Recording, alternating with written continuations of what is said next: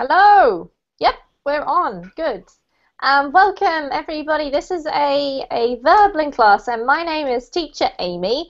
And today we're going to be doing a speaking class. Excuse me. And our topic today is let's talk about how thoughts affect reality. So, an interesting class is coming up. Our topic is how thoughts affect reality, and we're going to be discussing several different questions about this, which you can see on the class description. So take a look at those while I'm just introducing a few little administration things. So first of all, I'd like to let you know about my Facebook page. That's my Verbling Teacher Facebook page, of course, which is a good place to go just to get in touch with me and connect informally with me and students who have attended my classes or just other students on Verbling. Leave me some comments, take a look at what I've posted there. Sometimes I leave some interesting stuff related to my classes or related to English learning in general. So go ahead and check that out if you have time. The other page that you would probably like to know about is my Verbling teacher page. So this is the page that all of us Verbling teachers have, but it tells you some specific information, such as it shows you our calendar. That means our upcoming classes and what they're going to be about. So you can have a look on there and see if there's anything that looks good. Book a slot in advance so that you don't miss out. You'll also see my tutoring schedule. So if you would like to do private tutoring, then you can check that out and see when I'm free. You can also write me a message. So if there aren't any free slots, do write to me and we'll see what we can do. Other than that, if you have any other questions about anything, then do write to me on our messaging service too. If you click on the blue follow button, then you'll be able to see what's coming up automatically and you won't have to keep logging on. So that's quite cool as well. Alright, so let me get back to the topic of today's class. This is a speaking class for sort of upper intermediate to advanced level students. You have to really engage your brain today because we've got a kind of deep and meaningful topic, which I like to choose. If any of you have been to my other classes before will already know this. But it makes you think, and it also kind of, I don't know, inspires you, I guess, to use your English, whereas some other topics maybe don't do that so well. So before we start talking, we're going to have to say hi and see who we've got in this great class today about how thoughts affect reality. I'll say first of all hello to Alberto. Hello. If he's there. Hello, how are you today? Good, Alberto. How are you today? Nice, thank you. Excellent. How is your studying going? Is it going okay? It's okay, everything's okay, thank you. Excellent. Well, that sounds great. That's a good start. Welcome to the class. Thank you. Hello again to Diana. Hello, teacher. Welcome back. Good to see you again. Maybe we can get to know each other a bit more in this class because in reading classes, I mostly just make you read all the time. So Yeah, in this class, you can speak a bit more. That's great, hey? Okay, thank you. Welcome. Okay, Luo, welcome back. Good to have you. It's my pleasure to be here. Nice to see you again. Excellent. All right, get thinking, guys, about this topic because I'm going to ask you some questions in a moment. Who else do we have? Mateus? Is that how it's pronounced? Yes, it's okay. Nice to meet you, teacher. Nice to meet you too, Mateus. Which country are you from? I'm from Brazil. Oh, right, welcome. And which part of Brazil do you live in? It's a middle city near São Paulo called Taubaté. Okay, is it big city? I think it's 300,000. All right. I thought you were going to say 300 million then. No. No.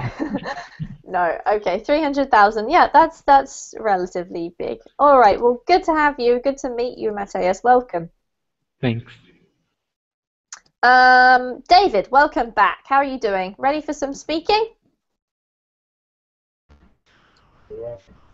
I'm ready. You're ready. Excellent. Okay. Good. Who else do we have? Okay, so we've got two Raphaels. So Raphael with the F rather than the PH. Hello. Hello, teacher. Good night. Good evening to you. Yeah, evening. Raphael, Sorry. that's okay. No problem. Which country are you in? I am in Brazil. All right, so two Raphaels from Brazil. How am I going to work this out? Which city do you live in, Raphael?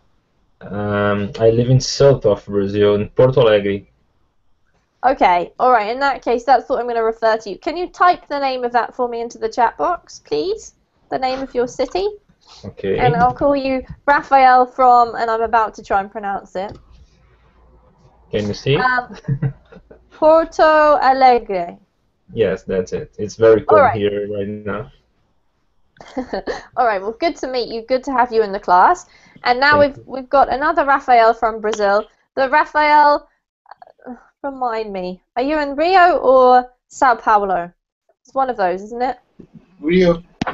All right. Raphael from Rio is the other one. So welcome back. Great to see you again. Thanks. And Rodrigo. Hi, Ami. How are you? Good. How are you? Fine, thank you. I don't think I've met you before, have I? No, with you, no. Maybe I'm new in Berlin. A little bit classes, maybe 7 or 8 classes. All right. And is it going okay? Are you enjoying it? Yes, of course. I like that. Excellent. Where are you from, Rodrigo? I'm from Colombia. Okay, welcome. Lots of Latin Americans today, which is great. One day I'm going to have to go and travel around Latin America. Okay, and last but not least, Janani. Yes.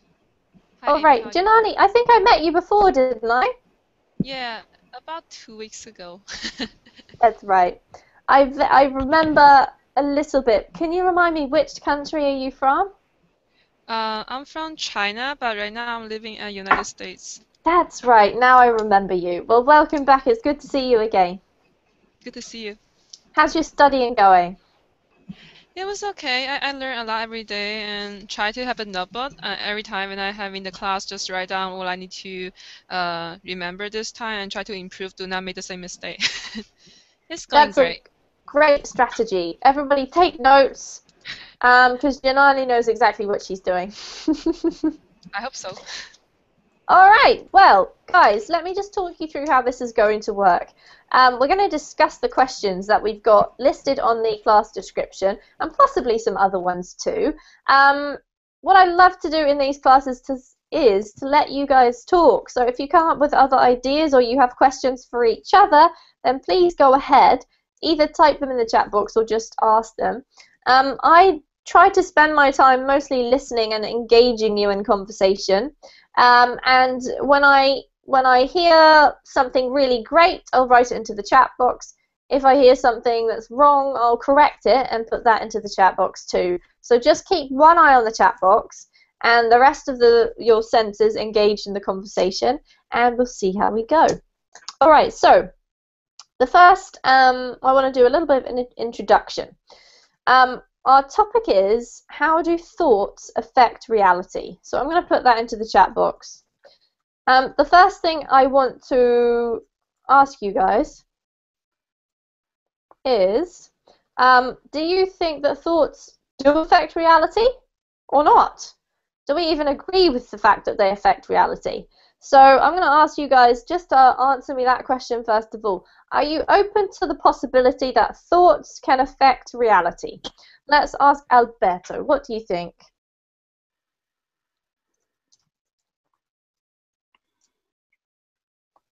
He's silent.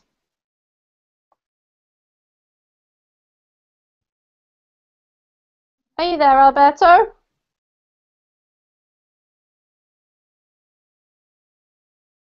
No. Okay, well, we're going to skip past Alberto and ask David. David, do you think that thoughts can affect reality? Yeah, of course. All right, you do think so. Mm-hmm. Yeah. Good. Have to say one or just agree? I have to say why or Yeah, if you have a reason, tell me, why do you think they affect reality? Okay. The thoughts affect the reality because one thought can give you a different side or a different view or a different perspective from the reality that is happening at that moment. I think this is very common for person that has mental issues Yep. like schizophrenia, and other mental issues that things that they have in his mind can change the reality that they see. All right, good point, great point. So, if I had to summarize that, I would say perhaps maybe your attitude, your perspective is changed or can be changed or altered by the way that you think about something, right? Yeah. Right. All right, cool, great answer. Let's ask Deanna. Deanna, do you think that thoughts can affect reality? Yes, I think that the thoughts can determine our reality because you act how you think, and if you think positive, you are acting positive, and I don't know, maybe I guess the good things are coming to you if you are acting positive.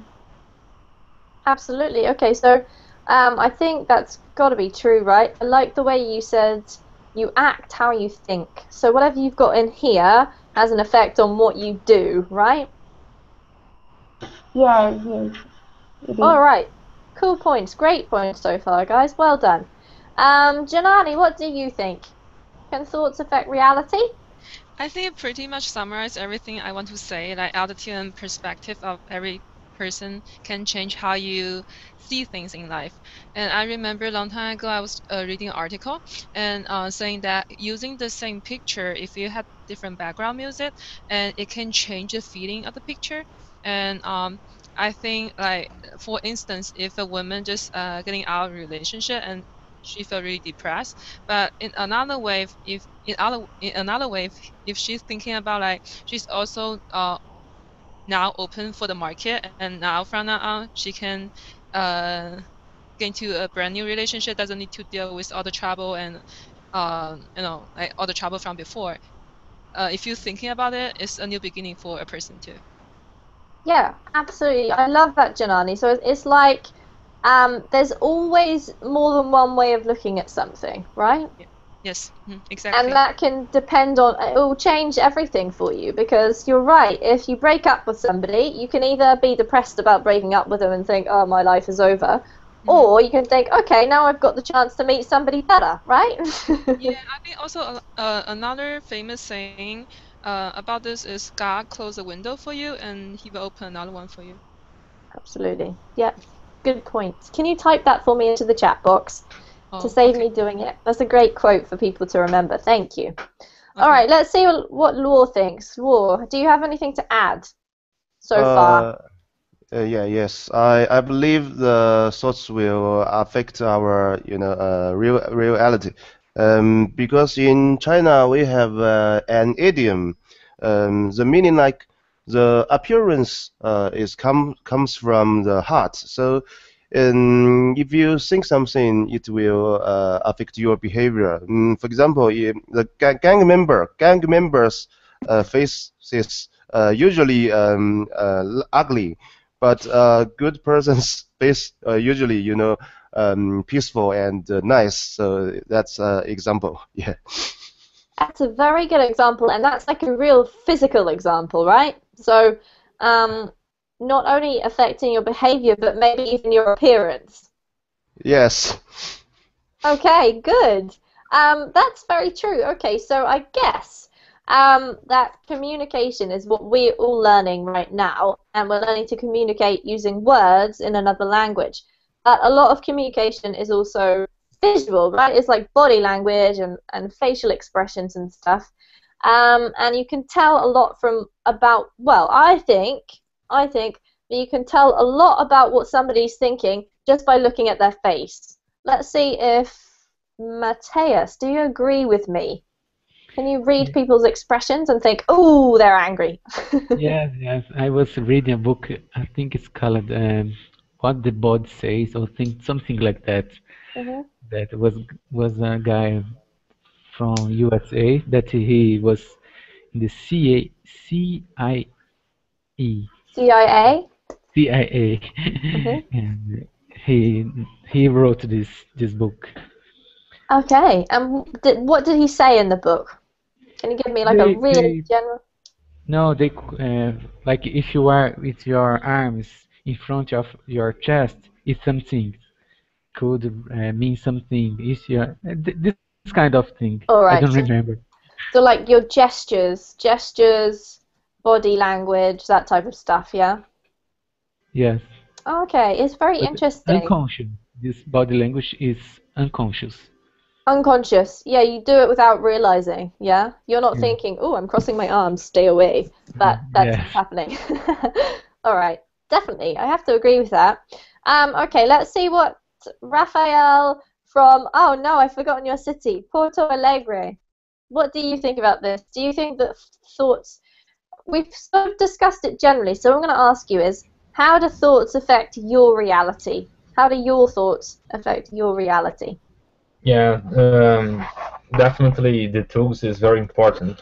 What you think about everything, Mhm. and for a coincidence, because today I bought a pizza for dinner, and I read a message in the pizzeria that was on the panel, and it said that the happiness is to forgive all and throw out everything that makes you feel bad, and I think that the way of your thinking is determining your life, and if you only think, you see on the TV very things happen bad with all the people, and well, in this way. All right, no, I think that's great. Thank you for mentioning that. So, happiness is to throw away everything that makes you feel bad, right? Yeah, right. That's a very cool way of looking at it, actually. And you know what it does for me? It's almost like it gives me the power.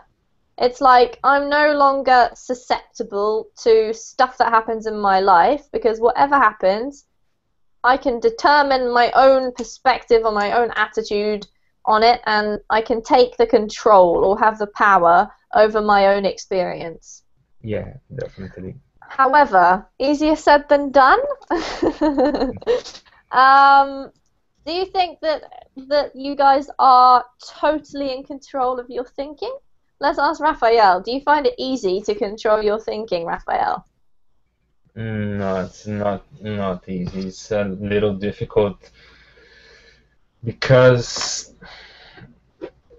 you need to be very strong sometimes, and you need to grind for yourself and good power. Yeah, absolutely. Okay, so it's for you, it's not always easy, right? Yeah. Okay, let's see what the other Raphael from Rio thinks. Raphael, do you find it easy to be in control of your thinking? No, it's not. Sometimes it depends. It depends on the situation. It depends on where I am. It depends on who am I talking. It depends if I'm alone. Sometimes when I'm alone and lots of thoughts come to my mind at the same time. Sometimes it gets scrambled. It's like a whirlwind into my mind, but it's a little. It's strange, but it's not as Raphael explained. It's not easy. Have this sense of being have the control of our thoughts, and sometimes you just want to concentrate in something when you are when you are working or when you are when we are doing some activity that requires concentration, but you're simply you are with your head in the clouds or looking at the environment, and you just cannot concentrate. It's slightly hard, and in sometimes in some situations it depends. It's not always easy. Yeah, I mean, I would have to agree with you. I'm sure everybody feels similar to this. But Rafael from Rio, I just want to ask you one more question. Are there certain situations or certain people or certain, I don't know, environments that make it more difficult for you to be in control of your thinking that you're aware of, or is it just random? I'm just in my perspective, when there are a lot of people surrounding me and talking about a lot of things, maybe some subjects which are not related with what I'm doing. And for instance, I am here talking to you, but there are some people near me and start talking about other things, and I just automatically my thoughts come to this conversation about where they are talking, and I just lose my sense, my concentration. What am I doing? And I try and I suddenly I suddenly interact with what they are saying, and I start putting my things or thoughts in what they're saying, and I suddenly lose my focus and what am I doing. So it's it's kind of complicated situation. Sometimes I try to avoid it. I try to concentrate, but it's not easy. Yeah, for sure. I have to say, I've experienced that too. Let's see what Rodrigo thinks. Rodrigo, do you think that you're in control of your mind, in control of your thoughts? I don't know if our thoughts can determine how is our reality, but I think that our mind is very, very powerful. But it depends on your situation. Maybe when you have a very happy day, you don't need to think anymore that to be happy and smile and share with your families and friends. But when you have a bad time in your job, maybe when a relative is dead or something like that, you need to think positively about that kind of things. And in this moment is when your thoughts is powerful to get up and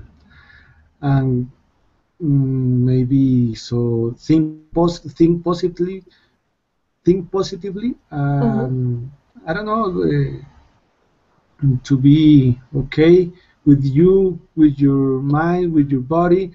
And I think that the Oriental culture is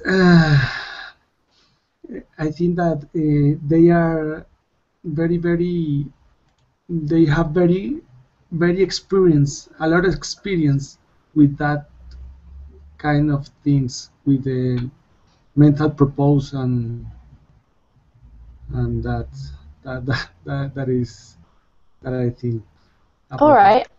Now that's a great point, Rodrigo. So I think you've mentioned two good things there. One of them is that it's when something goes wrong in your life or when something's a challenge that you have the opportunity or the power to improve your experience by changing the way you think about it, right? Because when you're happy, it's like not really necessary because you're already happy.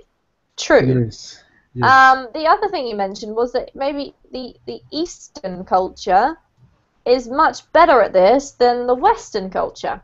So it's an interesting point, and I believe that most of us in this class are sort of Western based, apart from we have two students from China. Janani and Luo. So I'm going to ask those two what they think about that. I'm going to ask Luo first. Luo, do you think Chinese people are better at doing this than Westerners? I don't think so, but I would admit we have tradition culture about meditation or something like that. But as far as I know, Western didn't have so long. I mean, tradition because Western are more on the stages of the I mean industrial developing century after so I'm confused. Sorry. It's a deep, well, very deep topic. I mean. I know it is, Lord. Don't worry. If you're not following, let me help you. So, Carolina, you have just mentioned that you're not understanding what we're talking about. Can you clarify for me which part are you not understanding? What did you say about the Easterners and the Westerners? I didn't understand what you said. All right, let me repeat it. So this comes from Rodrigo. What he said was that we have, in our world right now, I guess, we have two major dominant ways of thinking, perhaps. So we have like the Western, maybe American kind of culture, and then we have the Eastern, Oriental, Asian. This is very general, obviously, but we have the I don't know, India, China, the traditional, ancient traditions of meditation, of medicine, of I don't know, thinking, ways of thinking, and philosophy. So there's sort of two big dominant ways of doing things in the world right now, the West and the East. Do you know what I'm talking about? Yes, teacher, I understand. All So right. you are talking about the difference or the East are better there than West? Yeah, at this moment, what Rodrigo suggested is that perhaps the Eastern tradition is more familiar with things like meditation or being able to control your thoughts than Western culture. That's what he suggested. So we're asking our Chinese students, because they are our Eastern representatives in this class, what they think. Is that true or not? And Luo says, although the tradition is longer, he's not really sure if it actually makes that much difference. Is that right, Luo? Yes, things always change. Nowadays, I think Chinese have more ambitious than Westerners. Okay, yeah. I think that's probably true as well. Let's see what Janani thinks. What do you reckon? I spent part of my life in China before, and at the time I was a child, so I can be wrong compared to the to China nowadays. In my opinion, at the time when I was a child, I think most of Chinese were more reserved compared to the Westerner, and I do remember when I was a student before, I always need to study a lot, and it gave me a lot of stress. But we don't really talk about it. So I always feel really emotional, but I don't want to share with other people. And I always thought there's something wrong with me. I don't want to talk about it. But until I came to US and I see a lot of people, they're more open about it, and they talk about a lot of people having the same issue. And at the time, I finally realized that I'm not the only one having the trouble. Then I can talk about my anxiety and how can I handle the situation. Maybe talk to other people to see if I can learn something from there or get some of the strategy. But I can be wrong because at the time I was a child and I don't want to talk about it. And when I go to US, I was I grow up, then I probably want to open more to other people. It can be because the age. It probably not just because the Chinese culture and American culture. It's not just the difference. It can be the age too. Yeah, so more than one factor, yeah, affecting it. But interesting. Thank you for sharing that with us, Janani. Okay. All right. So what we've discussed so far is I suppose the way that we all react to situations and how much control we have over our thinking or our minds. And as probably all of us know, there are some strategies or tools, maybe you could call them, that are recommended by various people or various groups or various cultures, which supposedly help you, right? They help you improve your level of control or the level of control you have over your mind. So I'm going to suggest a couple here, and I would like you guys to let me know if there's any others that you can think of. But two that spring to mind straight away for me are prayer and meditation. So firstly, let's just talk about what these two things are. Can somebody explain to me what is prayer? So I think for prayer, you can pray to, depends on the religion. Let's say Christian, you pray to the God and try to, I don't know, try to feel like there's someone out there protecting you and then looking after you. That's how I feel. And meditate is more about like getting inner peace. Like if you're doing yoga or meditation, you try to calm down your mind and let out all the noise inside of you. Thanks, Janani. That's really lovely descriptions. Okay, so we've got a really lovely sort of definition from Janani. If anyone wants to add anything to that, feel free. But I would like to ask you, does anyone in this class use either prayer or meditation as part of their life?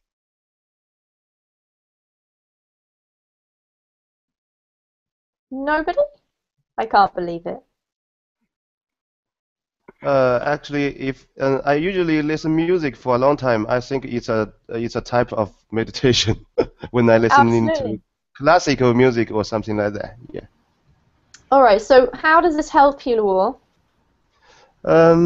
Yes, when I listen music, I would totally concentrate in the music, so I can imagine the scene of the music want to give us. And I really like that feeling, and well, after that I will maybe feel let some steam out and recharge my battery. Yeah. All right, lovely. Okay, I definitely do that with music as well. So I just want to ask Mateus. Mateus, you said you don't pray or meditate. So do you have a strategy that you use to relax you or help your mind to be calm? Yes, I think I sleep when I am very stressed. I can't control I sleep. You sleep, and are you able to sleep? So your mind, sometimes I think I'm tired, I need to sleep. I lie down and then it's going. Does this not happen to you? No, that happens sometimes, but it's not so common. Not so common? You're so lucky. All right, thank you, Mateus. Let's see what Alberto has to say. Alberto, do you pray or meditate? I pray, and I believe in one God, but about the you believe is something about yourself. You think in a God, but it's about you feel confident about you, how to pray about something that you want to be or you want to do or something like that. Yeah. All right. Sometimes I meditate, and it's to close all noise in your mind. Yes. It's in silent, whatever, and you can think about yourself, about your future. It's something like that. All right. Thank you for sharing. And can you tell me, like, how do you feel after you've done that? Does it benefit you? How does it benefit you? What is the benefit? It's you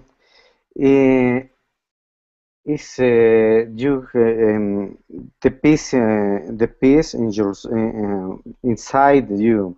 You feel better. You feel you can do something. How can I do to work or to create something. It's something like that. Okay, so it's like you clear yourself of all of the noise, and Then then you can see more clearly. yes, you think clearly. Yes, and it's so good. And you can think about yourself in the past, or you can be better in the future. Yeah. Okay, so it's like processing as well. Processing. Yeah, you can processing about your ideas, about yourself, and you can be better. How Okay. can you do? Awesome. Yeah. Thank you, Alberto. Let's ask Rodrigo. Do you pray or meditate, Rodrigo? Actually, there are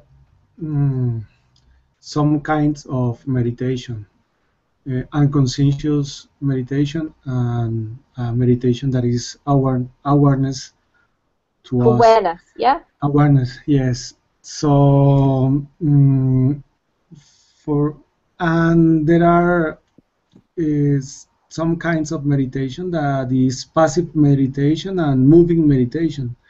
When you're running or when you're walking, you have a moving meditation, but maybe it's a unconscious meditation. When you do yoga, it's when you go jogging.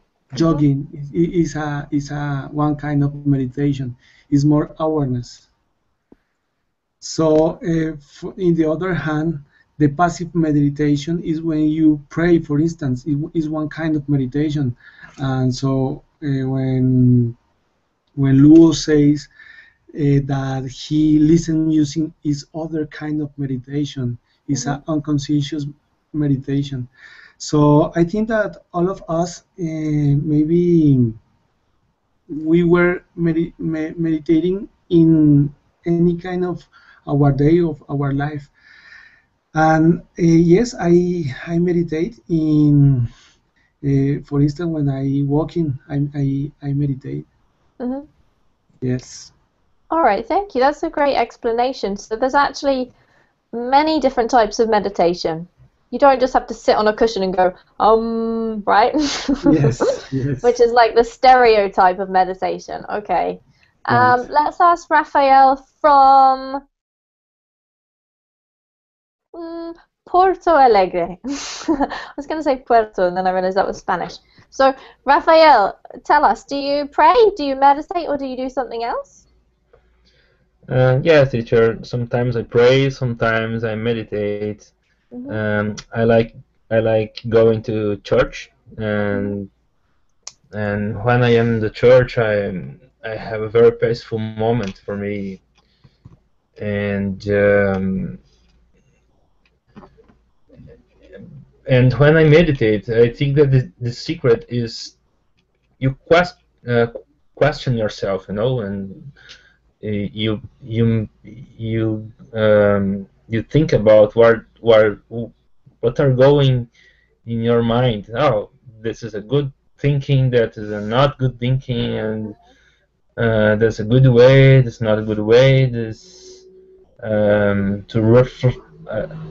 I don't know if the correct word, but make a reflection. Reflect, yeah. Reflect, yeah, and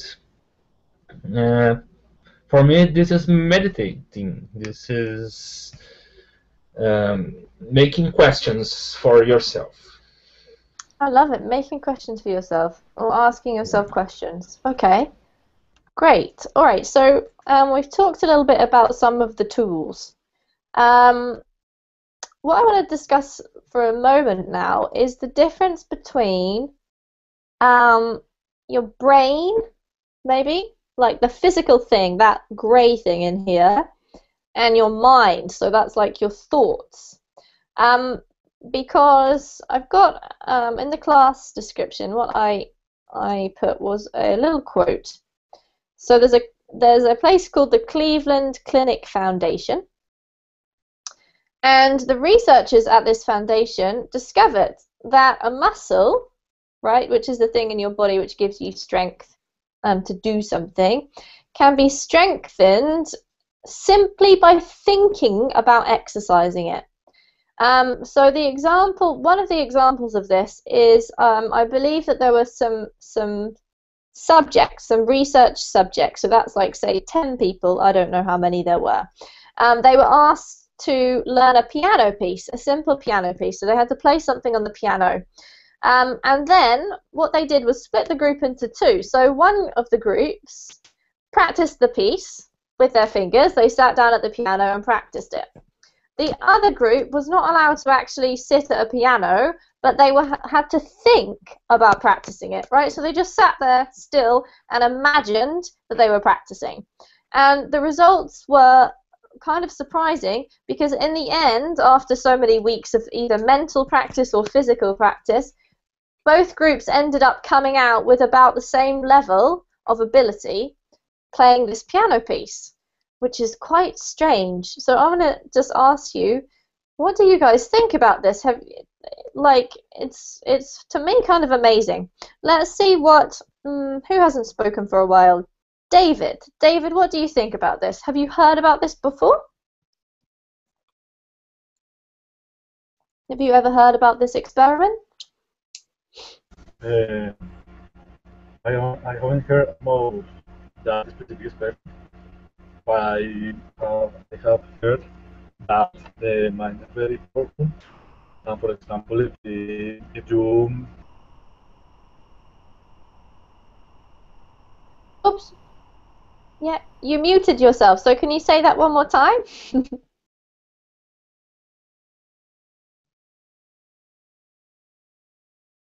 Are you still there, David?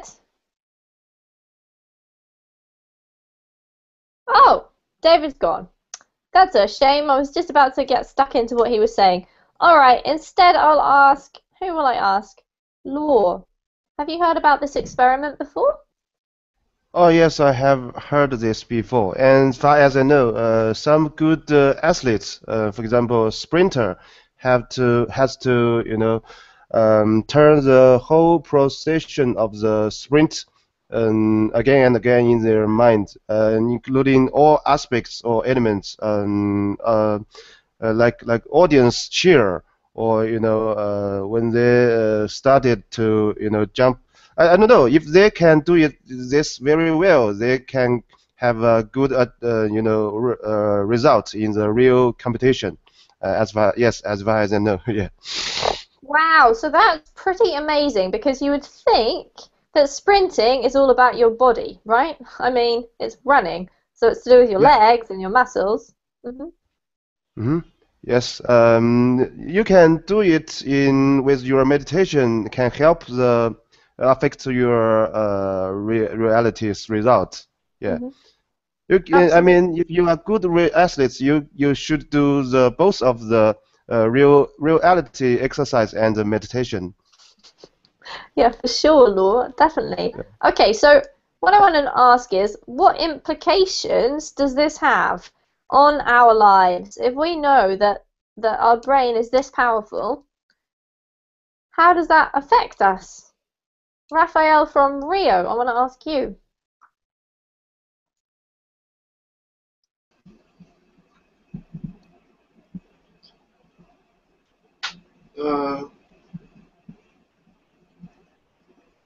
How this can affect us? Well, since we already know that, what we can do, I think we should do, I think we must do, is try to exercise our brain in order to improve our brain capacity. Since the scientists say that we only use around 10% of our brain capacity, so there are a lot of hidden faculties we don't know. So I think we're totally able to improve it. Trying to find ways in order to enhance our brain capacity and also our body afterwards, because as you already mentioned, our brain controls our body. So that's it. If our mind or brain is healthy, our body also is, I think. All right. Yeah, absolutely. So I think probably, for me, just personally, I sometimes underestimate the power of my mind. I think that, you know, it's not as powerful as it is, really. And I think, oh, doing that won't help. Thinking that thought won't make much difference to my life. But I think probably I'm wrong. I think maybe having total control over my mind would probably help me a lot more than I realized. Okay, I've got, yeah. Perhaps it's a matter of self-confidence. I think you should trust more in you, have more reliance on you. Perhaps this can affect you positively in order to you know, enhance our brain, enhance our things. Yeah, definitely. I agree, Raphael. Totally true. All right, I've got one more quote for you guys before we finish today. And this is sort of maybe to do with beliefs. I'm not sure what this is to do with. But have a look at it. It's to do with interconnectedness. I don't know. Let's see if we can get Alberto. Could you read out the quote for us? It's in the chat box. Once you make a decision, the universe conspires to make it a reality. Ralph Waldo Emerson. Thank you. So conspires. The universe conspires to make it a reality. Okay, what does this quote mean? Can anyone give me a little, I don't know, your opinion or your thoughts about this? What's it trying to say? I think the quote was telling you that your decision is going to impact your life in the future. And that kind of reminds me of what I heard when I was a child when I was in China. And for China, the most people have religion, which is Buddhism, and they're saying that even for Chinese in Buddhism points of view, they believe everything was planning out for you for your entire life. But however, there's also another twist to it.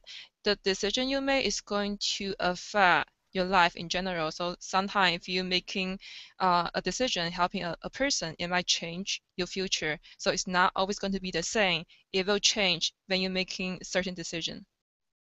All right, thank you, Gianni. That's a great insight. So what I'd like to ask you, Gianni, yourself, have you ever experienced this happening? Have you ever experienced making a decision and then things changing?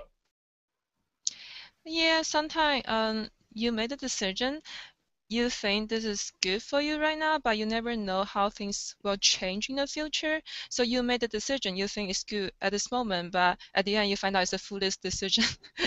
I think a lot of people experienced it before. But well, I think that's one thing about the life. The I don't know, like the uncertainty of life. It's going to help you and try to see the happiness in life. Like sometimes you might make a wrong decision. It might not work out for you at this time, but in the long run, it might help you to enjoy life more. And at the end, you might be glad that making wrong decision is actually not a bad thing. You're going to learn more because you went to the wrong path, and other people they're probably going to figure out in the longer I don't know in the longer period of time of you. In the long run, yeah, in the long run. Yes. Yeah, you make a really good point. It reminds me of a story, actually, Gianni, that is about not judging your situations when they happen, because you can't see what's going to happen in the end. And sometimes, I don't know if this has happened to you, but I think something's really bad at the time, and then a few years later, I look back and I think, actually, that was the best thing that could have happened, because now I understand this, or now I enjoy this more, or see this more, or, yeah. So that's kind of an important point. And also, there's some people which is more adventurous, and some people always try to think inside the box. And I think it's better for you to make mistake than you learn more by making mistake. But it doesn't mean that you're always going to make mistake. You try to avoid making mistake in the future, but it's not so bad thinking outside the box. Good points. Thank you, Jelani. Great. I love it. Okay. Going back to the quote, I just want to bring up sort of another perspective about it. I'll paste it back in here. So the idea that making a decision can lead to whatever, maybe something positive, maybe a mistake. We've talked about that. But the second part of the quote says, the universe conspires to make it a reality. So in my perspective, this has to do with the level of commitment that you put into your decision. Have you guys ever had the experience where you're sort of like not really sure about something, and then you think, alright, well, I'll give it a go, but I'm not very enthusiastic. Whenever I've done this, it's always turned into a disaster. Whenever I've like chosen something but not really had my heart in it, it's always failed. And I think that this quote is sort of talking a little bit about that too. Like, if you put your commitment into it, it's going to turn out better, even if it's not the right decision. It's somehow to do with the level of enthusiasm or commitment that you have for doing something. I'll see what you guys think about that. Let's ask Mateus. I haven't heard from you for a while. I think that when you make your decision and you really think about that, I think your mind is always think about that, and you look for things that have a relationship with that, and you try. I don't think that the universe conspires. I think you will pay more attention in things that can help you to realize what you want to do. All right, really great idea. So it's not the universe that conspires, it's like your mind conspires, right? Yes. Okay, very cool. Let's see what Rodrigo thinks about that. Do you agree with Mateus or not? Yes, but I think that is two ways to be thinking in that that is a luck, and when you are prepared for the life, and when you have 2 points clearly, is to when the life is come, when you need to, the life is to be in a good way. If you think that the universe conspired against you, it's because one of those things you don't have, or you are not prepared, or the luck for to lose the job, for to, I don't know, maybe that things is when you think that the universe conspired against you. All right, so I think what you're talking about, Rodrigo, is what we call a self-fulfilling prophecy. Wow. Have you heard that phrase before? No, I never heard that. No. Has anyone heard this phrase before? Can I explain it? About the destination, about the thinking of the future? Yeah, so can you explain what is a self-fulfilling prophecy? No? Have you ever heard this? It's quite a common phrase, but if you look at the words, right, this is just what Rodrigo, I think, was describing. A prophecy is like a prediction, right? What you think is going to happen. And to fulfill it, that means to achieve it, right? To realize it.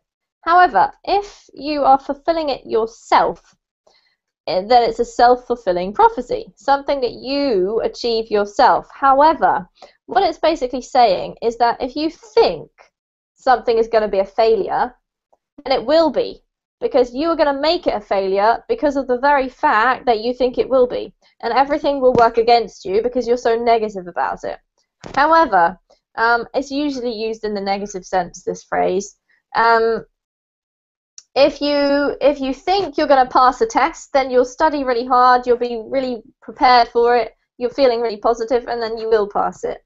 So it's like you are the person who determines whether or not something happens, and it's to do with what you think will happen. Is that sort of what you were saying, Rodrigo? Yes. All right, so I know these are really tricky things to talk about, guys. You've done amazingly well this lesson. Is there anyone who wants to make a final comment about anything we've discussed today? I have a question. Sure. One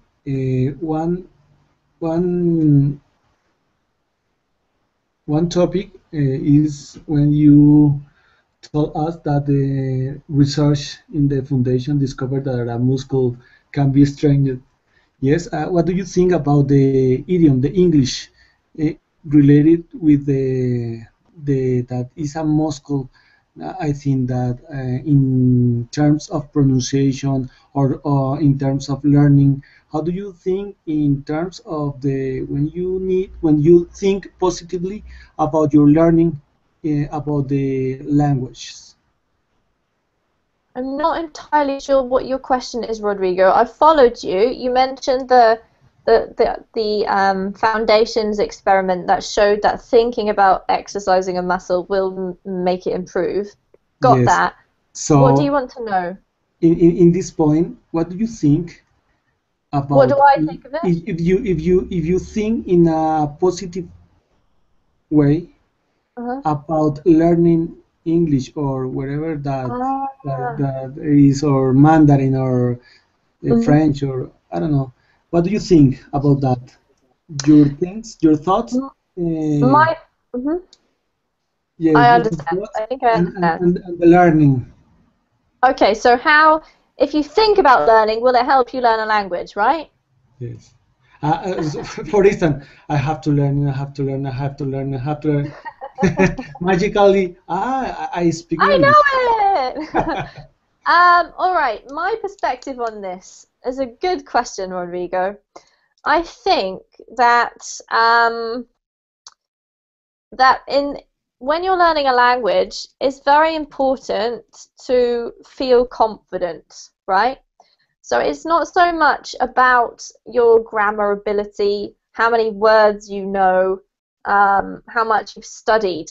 It's more about whether you're confident enough to actually talk and you're willing enough to make mistakes so that you can be corrected. I think that learning a language is probably like one of the most humbling experiences, because you have to be prepared to basically be an idiot and say lots of stupid things that will probably make people laugh, and then be prepared to be open to being corrected, and you're on show to everybody because you're speaking it, right? It's not like you're just hiding away and learning something yourself. So with regard to that, I suppose I would say that sometimes when I've been learning a language, practicing saying things in my head or in my bedroom by myself has helped. And then it kind of builds up your confidence for when you have to stand in front of someone and actually talk. But I don't know about the mental practice. Maybe you guys can leave me some comments on Facebook with your ideas to Rodrigo's question. A great question, Rodrigo. Thank you. Maybe you can keep telling yourself you're making progress all the time. You're making progress. That's a good idea. Self-positive thinking. Well done, Amy. That was great. Yeah, exactly. Good point, Janani. Okay. We're going to have to finish, guys, because I want to let you go in case you've got other classes booked now. But congratulations on all of you. Great speaking, great thoughts today. I know it was tricky, but you did amazingly well. So take care. Go out there thinking positively about your English, and I'll see you soon, I hope. Thank you, Amy. Bye bye. Thank you. Bye, Bye, Amy. guys. Thank you. Bye. Thank you very much. Bye.